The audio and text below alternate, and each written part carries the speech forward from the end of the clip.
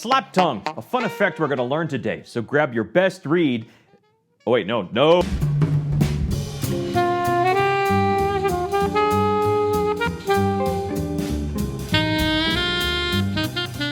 Hi, and welcome to the Saxophone Academy. I'm Dr. Wally Wallace, and if you're interested in saxophone masterclasses, please do subscribe and be sure to hit the like button. You might just hear a fun popping sound. Now today we're talking about an extended technique known as the slap tongue. It's not an essential thing you need to learn, but it can be a lot of fun, and I get a lot of emails asking me how to do it. So here we are. Now the slap tongue is not a new technique. It's been around forever. It was quite popular in vaudeville in the early 20th century, even appeared in an early saxophone concerto, Jacques Ibert's Concertino da Camera, likely by the encouraging of Sigurd Rascher, who was not only a pioneer of the altissimo register, he had a lovely slap tongue. Little fun factoid for you. So fast forward to today, and we have players like Derek Brown, the beatboxing saxophonist, who's doing incredibly creative, fun, and exciting things with the slap tongue. So, necessary to do? Absolutely not. Is it fun? Sure. So let's walk you through how to do it, should you choose to do so.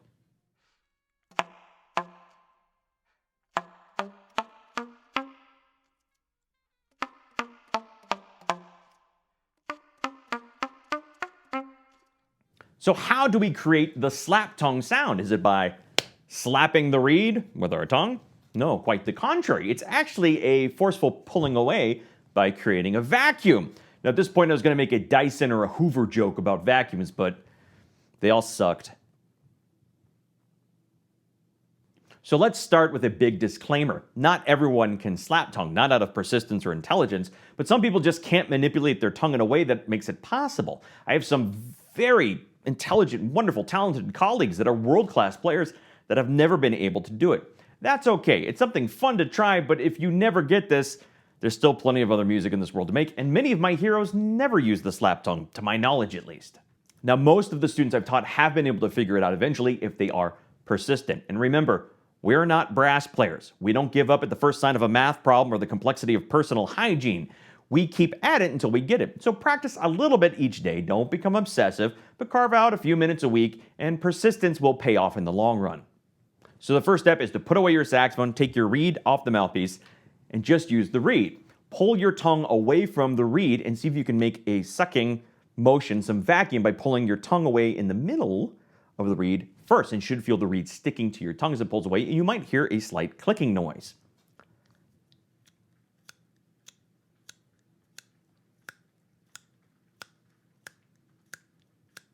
Now, I'm not going to put the microphone up next to my mouth to hear it more clearly because that's weird. And I don't make ASMR videos. Yet. So, the great thing about this is you can practice anywhere, in line at the grocery store, while you're driving, while you're talking to friends and family. You can practice it all the time.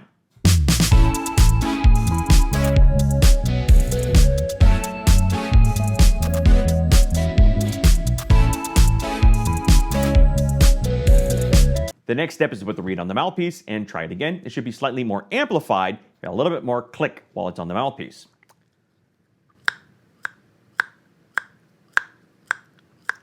Now you'll notice I'm not wrapping my entire mouth around the mouthpiece. I'm not creating a seal with my mouth. That's not how we're creating the suction or the vacuum, not by making a kissing sound by sucking in with our entire mouth.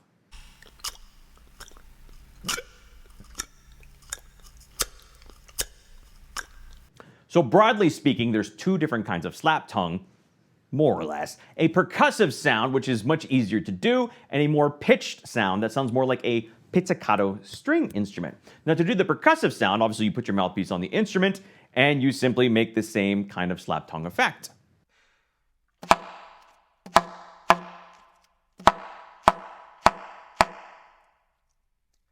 But to get a more pitched version, where it sounds like an actual pitch, we have to voice it slightly. So in addition to making the popping with our tongue, we add a puff of air and a voicing with our mouth. So the syllable, to get more of a pitch syllable, especially in the low end, is a very dignified da syllable. It's kind of the sound I make. If I'm making just a percussive slack, it's more of a ta, ta, ta.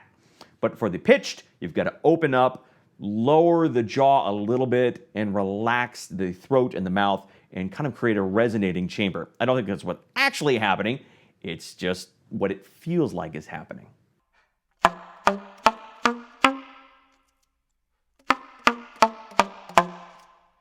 Now, a couple of things to think about and a warning. When you slap tongue, generally, most people find they take a little bit more mouthpiece into the mouth, so we get more surface area of the tongue touching the reed. Another big warning, if you're a beginning player and don't have a very clear, natural, normal articulation, I don't want you trying this. I absolutely do not want you building a bad habit before you have a very light, crisp tongue. If you're not sure whether you should be doing it, consult your teacher. And if you're not sure, the answer is probably no. So don't add this too early into your playing. The next major warning, it is very tough on reeds. The slap tongue is not a friend to cane. Derek Brown, as a matter of fact, is a leger artist. He plays on synthetic reeds, probably for a very good reason. Otherwise, I think he would be a very financially strapped artist if you were going through cane reeds, as can happen when you use a slap tongue on cane reeds. So here's a couple bit of pieces of advice.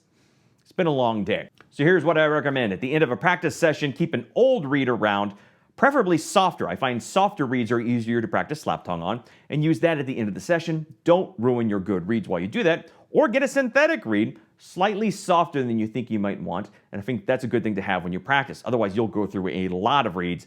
Don't practice this on your good reeds. As a matter of fact, in the classical music world, there's some avant-garde modern pieces that use a lot of slap tongues.